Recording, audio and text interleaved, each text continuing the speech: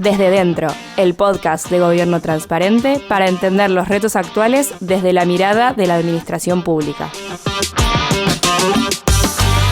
Buenos días, buenas tardes o buenas noches. Estás escuchando Desde Dentro, el podcast que Gobierno Transparente, Transparente Go en Redes hace para La Razón, edita y produce la fábrica de podcast.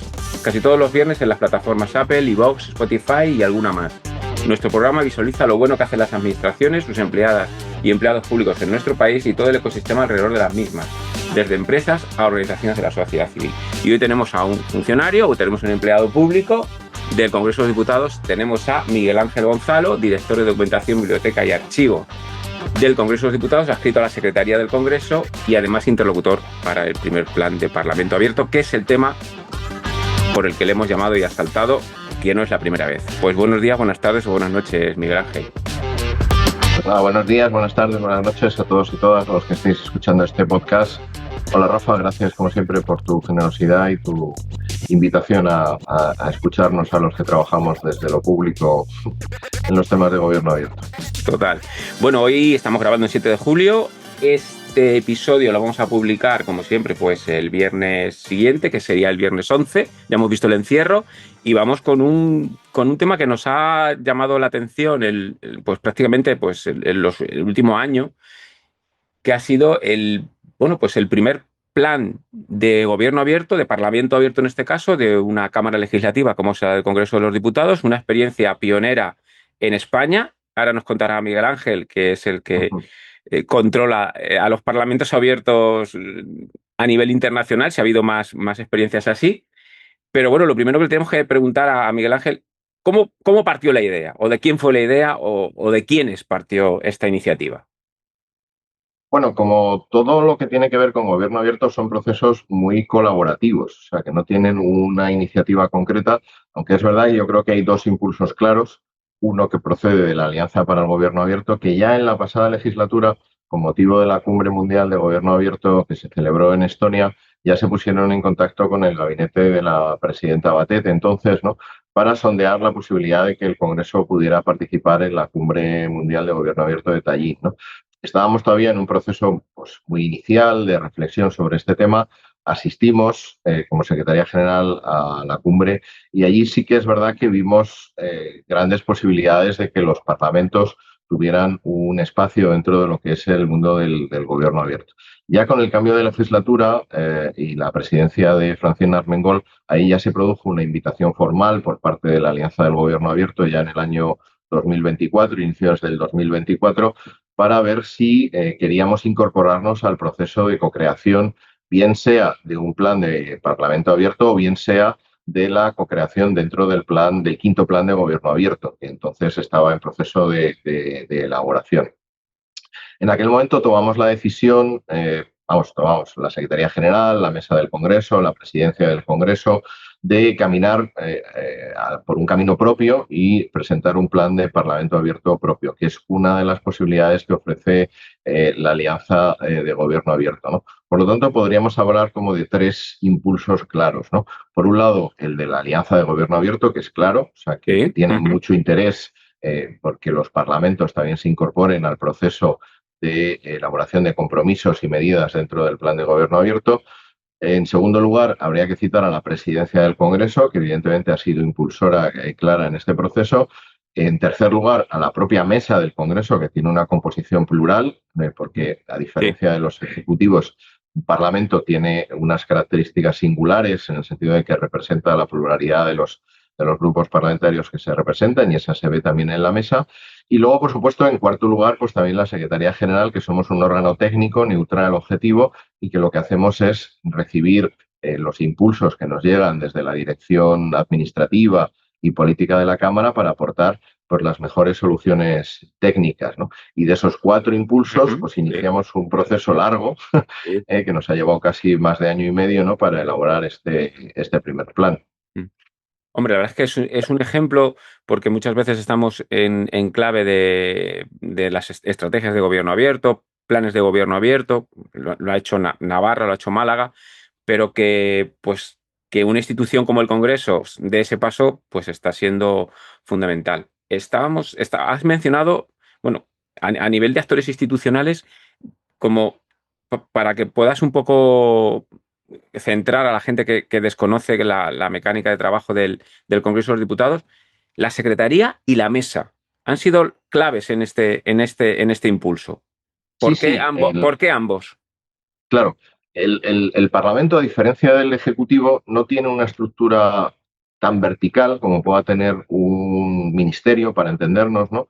Hay un ministro y una estructura monocolor, que no puede ser de otra manera, ¿no? O sea, por la propia configuración constitucional.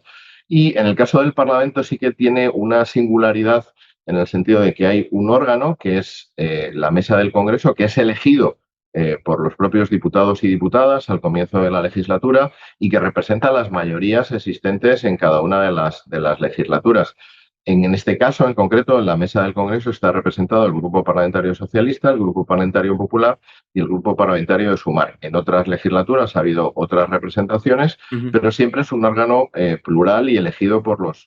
los diputados y diputadas. El reglamento del Congreso atribuye a la mesa de la Cámara funciones directivas en cuanto a lo que sería la administración de la Cámara, aparte de, por supuesto, las funciones derivadas evidentemente, la tramitación parlamentaria, admisión a trámite de iniciativas, en fin, otro tipo de funciones. En el tema que nos ocupa, la mesa del Congreso, evidentemente, es el órgano directivo de la administración.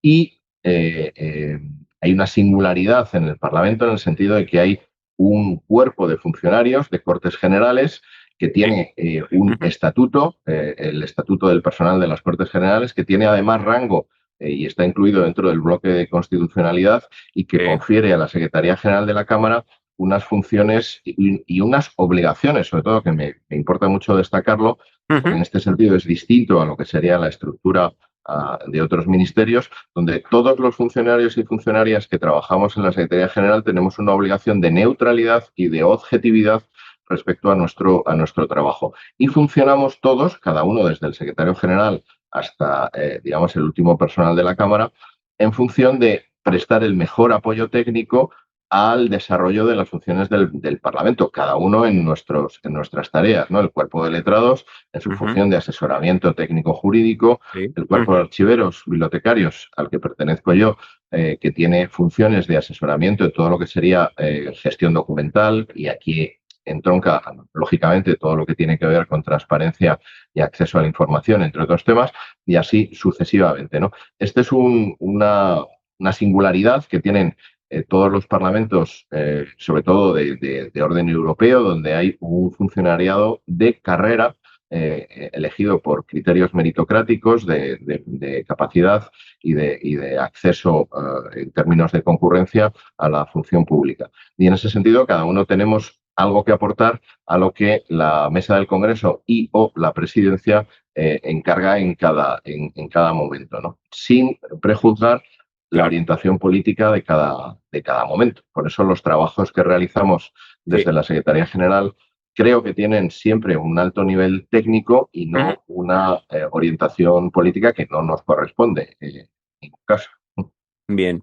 Bueno, al otro lado tendríamos los actores de la sociedad civil. El Claro, Congreso está muy mapeado, muy en el foco de algunos actores de la sociedad civil. No tenemos bueno, cada vez vamos teniendo una sociedad civil más fortalecida, más independiente, a nivel también financiero, económico. Tenemos ahora grandes actores, aparte de los de siempre, que eran ACES, Info, Cibio. Tenemos a los Political Watch, tenemos a la Fundación y Derecho, tenemos también a un nuevo resurgir ahí de asuntos públicos con APRI. Bueno, ¿cómo ha sido esa interlocución? ¿Qué grado de influencia al final han tenido la sociedad civil? claro.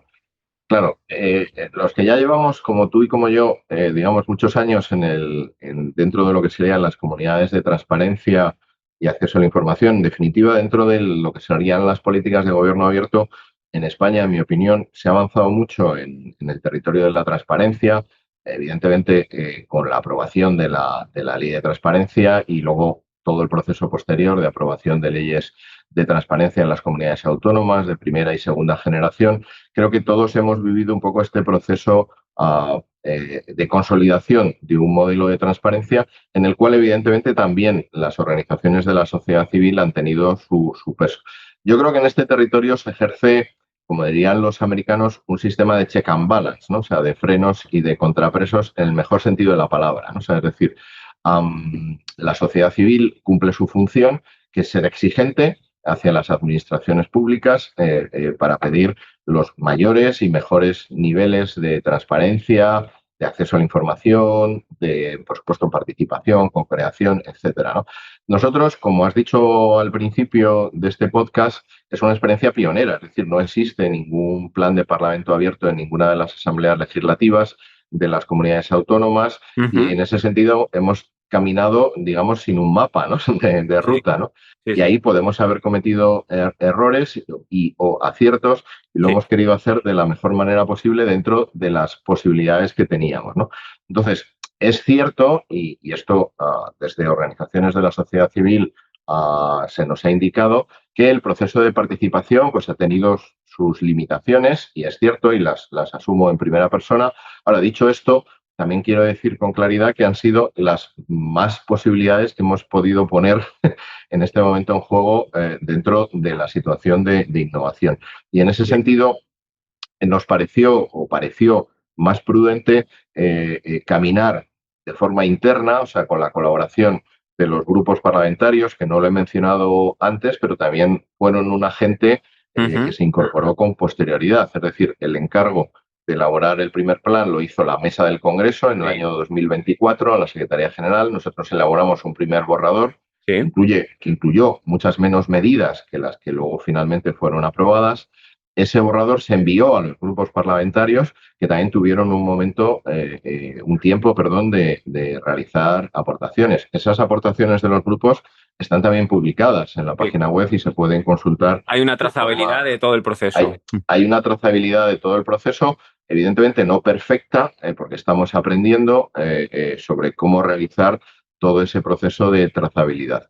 Ese borrador con las aportaciones de los grupos parlamentarios sí que se comentó en una reunión con algunos actores de la sociedad civil, entre las cuales están algunas de las que acabas de citar, sobre todo Political Watch, y quisiera aquí también mencionar la plataforma Ampliando la Democracia, que también fue significativo, porque es verdad que por casualidad o no casualidad, coincidió en el tiempo nuestro proceso de elaboración del plan de Parlamento Abierto con un manifiesto, un documento de prioridades que elaboraron esta plataforma, ¿no? Entonces, hubo una primera reunión inicial con representantes de esta plataforma y luego, sobre todo, el hecho fundamental es la apertura de una consulta ciudadana ya en el año 25, ¿no? Sobre el borrador que habían consensuado la Mesa del Congreso con los grupos parlamentarios que habían realizado aportaciones. Esa consulta ciudadana se puede mejorar, sin duda, soy consciente de ello. Si hay oportunidad de hacer un segundo plan, que esto evidentemente en términos parlamentarios nunca se puede asegurar, ¿no? Esperemos hacerlo mejor, hacerlo con más tiempo, hacerlo con otras plataformas de participación, pero digamos la realidad es la que tenemos. Recibimos más de 250 aportaciones. Algunas de ellas se incluyeron en el documento definitivo, o sea, el documento que se aprobó en marzo del 25 por la mesa, y estamos en el proceso de publicar, y lo haremos en las próximas semanas, quizá ya, probablemente ya más después del verano, ya un documento de trazabilidad en sentido estricto, o sea, lo que entendemos todos con un documento de trazabilidad, donde podamos ver cuáles son las aportaciones que entraron por la consulta ciudadana que finalmente se reflejaron en el plan, ¿no? Por lo tanto, creo que tenemos lo mejor dentro de lo posible.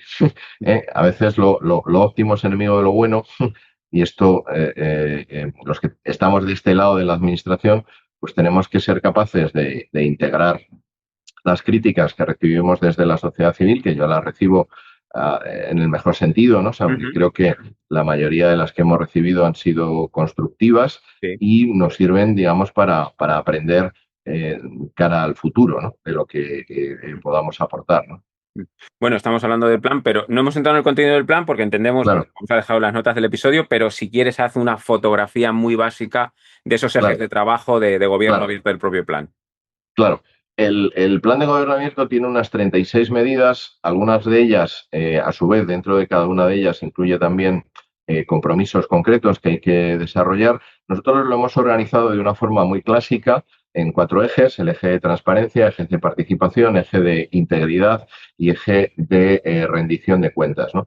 En el eje de transparencia realmente podemos destacar algunas medidas que tienen mucho que ver con lo que más nos preocupa dentro de la Cámara, que es entender, el derecho a entender, ¿no? O sea, es decir, el Parlamento es, y siempre me gusta mucho decirlo, creo que es uno de los órganos más transparentes dentro de la historia de las instituciones liberales, ¿no? Surgidas de las distintas revoluciones, ¿no? Yo siempre recuerdo que en 1810 en Cádiz, en unas circunstancias difíciles, ¿no? Por razón del asedio al que estaba sometida la ciudad de Cádiz por parte del ejército francés, en 1810 se tomó la decisión de crear un diario de sesiones, ¿no? Para que se recogieran todas y cada una de las intervenciones de los diputados. Y evidentemente el diario de sesiones es un instrumento pionero en términos de transparencia, bueno, sí, sí, ¿no? Porque las deliberaciones del Consejo de Ministros de aquel tiempo no tenían unos instrumentos de transparencia. Dicho esto, evidentemente la transparencia del 19 nada tiene que ver con esto. Entonces nos preocupa mucho, digamos, todo lo que tiene que ver con la transparencia del proceso legislativo. Es decir, que el ciudadano, los ciudadanos y las ciudadanas que se acercan a la página web del Congreso tengan los mejores instrumentos para entender lo que es esencial del Parlamento. Es decir, el Parlamento tiene 3 funciones básicas, básicamente, que es la elaboración de las leyes, el control de gobierno y la elaboración del presupuesto. Muy en términos generales. Tiene también otras, pero bueno, es la que todo el mundo conoce. Y lo que queremos en este eje de transparencia es que esa página web incremente sus niveles de accesibilidad, y en ese sentido vamos a trabajar a través de una auditoría externa para mejorar esa accesibilidad y esa usabilidad, tanto en términos de lo que se denomina el lenguaje claro, ¿no? Ahí tuvimos en el acto de presentación oficial del Plan de Parlamento Abierto la colaboración de Plain, esta Plain Internacional, pero vamos, tenemos también colaboraciones previstas de otras organizaciones que nos ayuden a caminar por el tema del lenguaje claro, que es distinto al lenguaje fácil, ¿no? Que es la capacidad de entender mejor los procedimientos, ¿no? Hay un elemento, quizá en el eje de transparencia, que tiene que ver también con el eje de integridad, que a mí me interesa mucho destacar, que es la huella normativa. La huella normativa es una herramienta básica, para mí es uno de los proyectos básicos del proyecto, que es la incorporación desde el origen de la iniciativa legislativa, todas las aportaciones que se han ido realizando, tanto técnicas como por parte de ciudadanía o grupos de interés, ¿no? Ahí tomado en consideración una propuesta del reglamento del Congreso que incluye ya esta medida, porque hay que decir que algunas de las medidas del plan de gobierno del Parlamento Abierto pueden ser tomadas técnicamente, y ahora comentaré alguna, pero otras necesitan evidentemente un cambio normativo que, como he explicado antes, no nos corresponde a los técnicos, sino que tiene que ser fruto, digamos, del consenso, ¿no? Como ejemplo de medidas administrativas que hemos tomado y que han tenido cierta actualidad, pues hemos tomado la decisión, o estaba incluido en el plan, que las declaraciones de bienes e intereses de los diputados y diputadas que cuando un diputado causaba baja se retiraban de la página web, se ha tomado la decisión de incorporarlas desde la 10ª legislatura. Esa medida, por ejemplo, ya se ha ejecutado, o sea, en tiempo relativamente breve, y eso nos permite, por ejemplo, consultar las declaraciones finales de los diputados, y creo que todos estamos pensando el caso al que me estoy refiriendo, ¿no? Entonces, hay medidas en el eje de la transparencia que ya han sido implementadas y creo que son importantes. En el eje de participación, por ejemplo, el elemento clave del participación, plan, que ahí la sociedad civil es donde ha puesto también mucho el foco, ¿no? Porque sobre todo claro, sin duda, Political Watch son muy de participación, y ampliando democracia es participación. Es participación, y soy plenamente consciente de eso, ¿no? Y en ese sentido, cuando hicimos el análisis técnico, lo presentamos tanto a la mesa como al secretario general, y, en fin, un amplio abanico de todas las soluciones de participación ciudadana que se están implantando ya desde parlamentos tanto de la Unión Europea como de otros continentes, continente americano, Hispanoamérica, Iberoamérica, que hay también una gran tradición, Australia, Oceanía, en fin, existe un amplio abanico de soluciones de participación ciudadana muy diferentes entre sí, cada uno que responde a la cultura del país o del Parlamento en el que se están produciendo, pero que decidimos en su momento que no era una decisión que pudiéramos adoptar a nivel técnico, sino que tenían que ser los diputados y las diputadas las que decidieran qué modelo de participación querían darse para el Congreso. Y en ese sentido, el otro día, el presidente de la Comisión de Calidad Democrática, en el acto de presentación oficial del Plan de Parlamento Abierto, anunció que en el segundo semestre de este año 25 se iniciarían unas comparecencias con expertos y expertas, por supuesto, debates internos dentro de la comisión, para decidir cuál es el modelo de participación ciudadana que se quería. Y ese me parece un poco el punto de unión de lo que estamos hablando, es decir, la capacidad que pueda tener estas organizaciones de la sociedad civil si son finalmente llamadas a comparecer, que lo razonable es que así sea, ¿no? Aunque esto depende, lógicamente, de mesa y portavoces de la comisión, para decidir por qué modelo. Hay muchos, o sea, se puede hablar naturalmente de una reforma del derecho de petición, que en el caso español es un derecho casi residual, pero que en parlamentos como el británico tiene un peso importantísimo. Se puede hablar de iniciativas ciudadanas que, por ejemplo, en parlamentos como el Bundestag o el austriaco tienen un enorme peso. Colaboración en la elaboración de iniciativas legislativas que en el Parlamento brasileño tienen peso. En fin, no nos corresponde a nosotros como técnicos el definir hasta dónde se quiere llegar, sino que hay que estar un poco a la espera de esos trabajos de esa comisión que espero que sean fructíferos y concluyan en un modelo de participación ciudadana que responda sobre todo a la realidad que nos rodea en otros parlamentos, donde la participación ciudadana no se ha entendido y no se entiende como una contraposición, a la democracia representativa. O sea, los modelos que se pueden analizar en parlamentos tan clásicos como el británico, la Asamblea Nacional Francesa, que tiene un derecho de petición consolidado y hace muchos años, no se entienden estos mecanismos de participación como una antítesis o una enmienda a la totalidad del modelo de democracia representativa tal y como la entendemos, o sea, donde los diputados y diputadas obviamente son los representantes de la soberanía nacional y así debe ser, sino como un refuerzo de esa función representativa para que, en mi opinión, los temas que están en la conversación ciudadana, los que están en la agenda pública, puedan, además de, por supuesto, las iniciativas que corresponden a los grupos y que semana tras semana se llevan a las sesiones de control, se incorporen además otros inputs que pueden venir a través de las medidas o de las herramientas que se decidan en esa comisión. Desde el punto de vista técnico, esto sí ya es opinión personal y ahí hemos teorizado personas. Quiero citar aquí, por supuesto, a Rafa Rubio, que es amigo común también nuestro, ¿no? Que en distintos libros ha teorizado espléndidamente sobre la teoría del Parlamento abierto y argumentando precisamente que las medidas de Parlamento abierto en lo que van encaminadas es a una palabra que es clave en este contexto de Parlamento abierto, que es confianza. Es decir, las medidas, cuando se han implantado en otros parlamentos, han reforzado la confianza entre representantes y representados, entre representados y representantes, ¿no? Esto no quiere decir que sea la panacea, evidentemente, de los problemas que pueda tener el sistema democrático, que no nos corresponde a nosotros analizar en este momento y que tiene otra envergadura radicalmente distinta. Pero lo que sí que quiero decir es que los planes de Parlamento abierto o las iniciativas de Parlamento abierto que se han puesto en marcha en otros parlamentos no se han analizado nunca en términos de una puesta en cuestión del sistema democrático, sino al revés, o sea, como una medida de refuerzo y de confianza del propio sistema. Igual que las medidas que están incluidas en el eje de integridad, y con esto termino este pequeño repaso, ¿no? de las medidas, ¿no? Del plan, hay una medida clave dentro del eje de integridad que tiene que ver con la regulación de los grupos de presión o los grupos de interés, los lobbies en términos americanos, ¿no? O sea, que se suele decir, ¿no? Esto es un tema, el tema de los grupos de presión, que estuvo ya en el debate constitucional. O sea, se presentó incluso una enmienda dentro del proceso de elaboración de la Constitución del 78, que no siguió adelante en aquel momento por razones que no vienen ahora al caso, y que se ha seguido planteando en estas últimas décadas sin fructificar.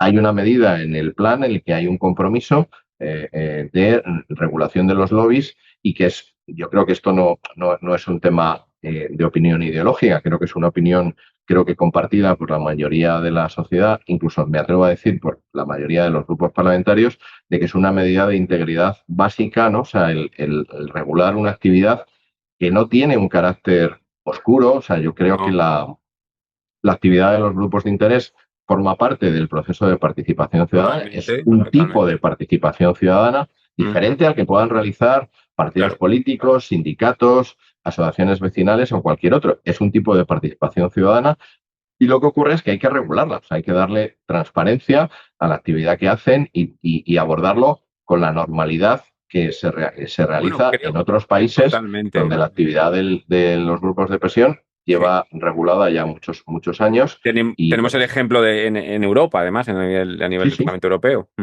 exacto. Y aquí me dijo Jorge, el director de APRI, que a mí me dejó sorprendidísimo, incluso por quién no estaba todavía en lo que es la asociación, pero yo creo que ya van a 300 asociados.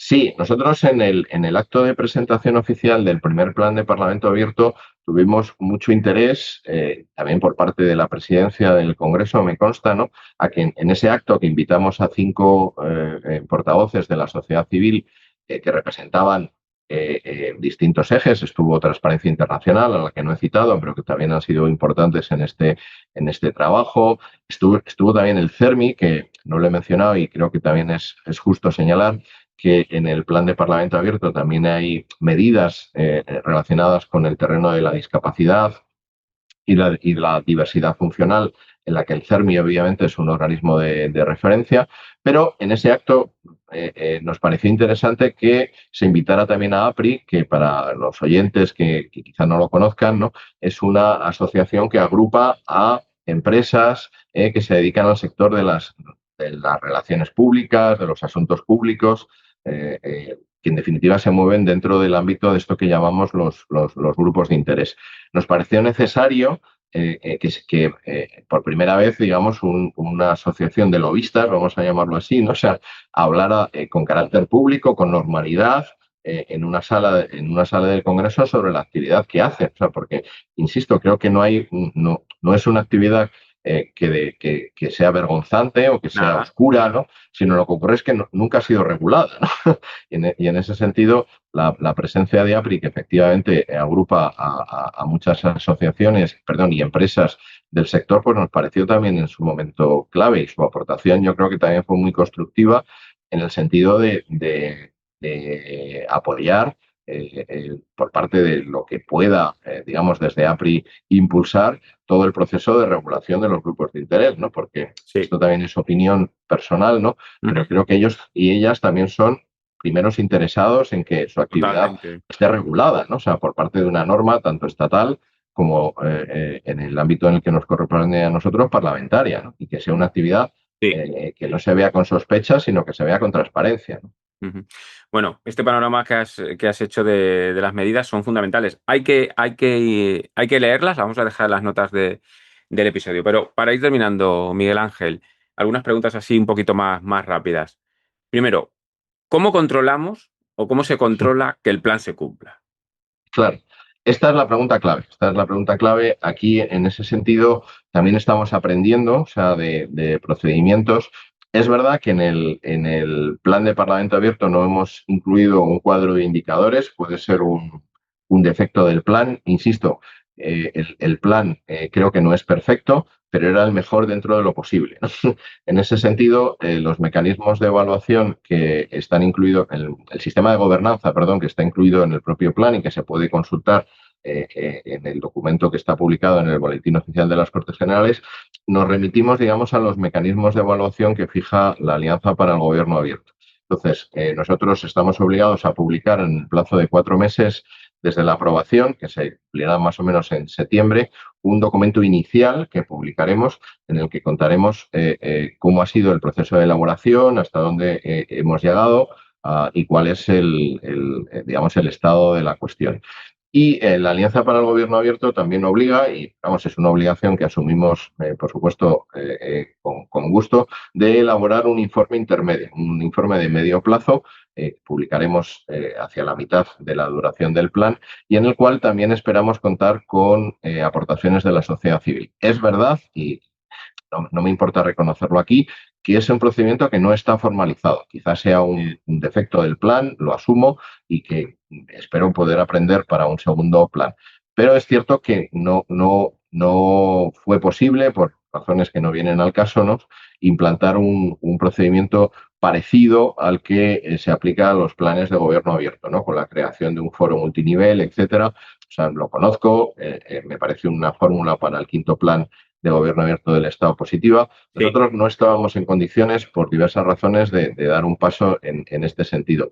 Pero sí en esa evaluación de medio término que estamos obligados a hacer, insisto, también con gusto. O sea, Sí. la obligación es más como una parte del protocolo, ¿no?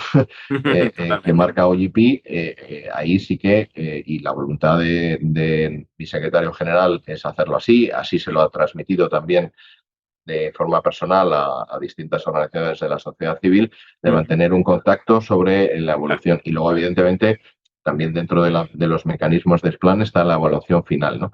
Claro. A partir de aquí, pues intentaremos ser lo más transparentes posibles a la hora de contar la evolución de las distintas medidas, Sí. teniendo en cuenta que aquí sí que hay una salvedad importante a decir, y esto es importante decirlo así, a diferencia de los planes de gobierno abierto, el cumplimiento de la integridad de las medidas no depende de los técnicos de la Secretaría General de la Cámara, sino depende de la existencia de acuerdos políticos para modificar normas como puede ser el reglamento del Congreso u otras. Dato Lo cual introduce la fundamental para tener en singularidad. cuenta, claro, hay una Claro, parte política clara. hay una parte política que diferencia el cumplimiento de un plan de gobierno abierto donde evidentemente la estructura, Secretaría de Estado, Direcciones Generales, Secretarías Generales Técnicas, son las responsables del cumplimiento de las medidas incluidas en el quinto plan. Aquí hay un elemento en el que está, iba a decir fuera de control, este término no es muy adecuado, pero espero que se entienda, ¿no? Es decir, no dependemos de forma autónoma para el cumplimiento de todas las medidas de los esfuerzos que queramos poner desde la Secretaría General, sino que dependemos de la existencia de unos acuerdos políticos que pueden producirse o no producirse.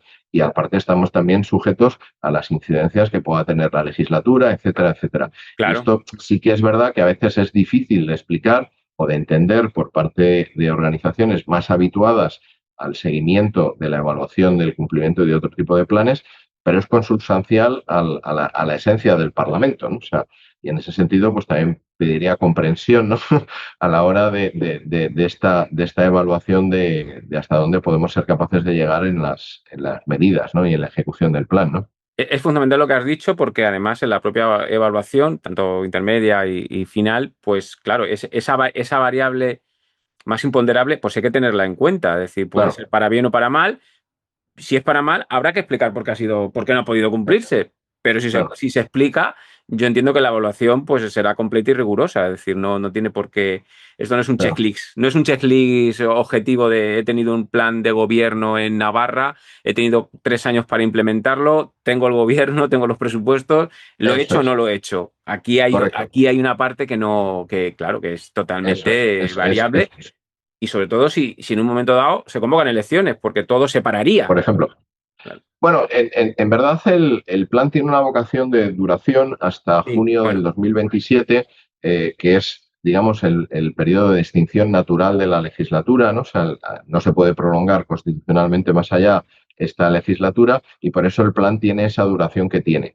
A partir de aquí, digamos, la posibilidad de que se produzca un anticipo electoral o cualquier otra circunstancia, no debería, al menos desde el punto de vista objetivo, parar, porque el plan de gobierno abierto tiene carácter normativo, está así publicado en el boletín y por lo tanto tiene un carácter normativo. Ahora bien, dicho esto, los que trabajamos en el Parlamento sabemos que cuando se produce una disolución, pues hay un periodo de latencia. Digamos, de latencia, hay que elegir una nueva mesa. Y la tenemos que impulsar. Joan, buenos días, buenas tardes o buenas noches. Muchísimas gracias. A ti, buenos días. Es que se ha respetado entre legislaturas es que una mesa no puede marcar o dejar obligaciones más allá de lo que pueda estar escrito en una norma de carácter reglamentario para futuras mesas. Entonces, todos estos elementos siempre hay que tenerlos, digamos, presentes, ¿no? Respecto a lo que pueda ocurrir, ¿no? Bueno, pues yo que con esto último que nos ha explicado Miguel Ángel, que es fundamental, pues damos por concluido el podcast. Yo suelo decir que en la presentación de hace 15-20 días que estuvimos ahí en Madrid, Hubo gente de sociedad civil, pero hubo gente también de otras instituciones, de otros órganos del Estado, de gobiernos autonómicos, órganos garantes, tuvo el propio presidente del Consejo de Transparencia, Cierto. también del Estado, hubo universidad, hubo sector privado, y eso hizo que pues allí se concitaran muchísimas decenas de personas, que la verdad bueno, pues da el pie de la importancia que tiene este primer plan de Parlamento abierto. Miguel Ángel, pues buenos días, buenas tardes o buenas noches. Buenos días, Te volveremos a llamar. Buenas noches. Yo siempre encantado de colaborar con vosotros, que sé que lleváis mucho tiempo, digamos, impulsando y apoyando el gobierno abierto, y siempre es un placer pues conversar contigo y con vosotros, y espero que para nuestros oyentes pues haya podido ser de utilidad el conocer algo más sobre este plan de Parlamento abierto. Muchas gracias, Miguel Ángel. Gracias. Se va a cortar, ¿eh? Por eso esto. En 40 minutos solo, tenemos el Zoom de pobres. Que ha quedado muy